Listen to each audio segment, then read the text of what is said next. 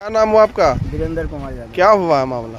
मामला ये हुआ कि मतलब चढ़ाने समय में वो टेम्पू चढ़ रहा था तो ऊंचाई के कारण टेम्पू नीचे गिर गया, लेकिन क्षति कोई नहीं हुआ। 5 लोग था, लेकिन हमारे ग्रामवासी सब दौड़ा फिर इसको निकाला। इसी कारण में अभी बच्चा भी 2-3 साल का था जी। बच्चा भी मतलब सुरक्षित है। हम लोग बोले भी उनको कि आप लोग को चोट लगा है तो चलिए यहाँ पे मेडिसिन करवाते हैं, तो बोला नहीं हम लोग ठीक है।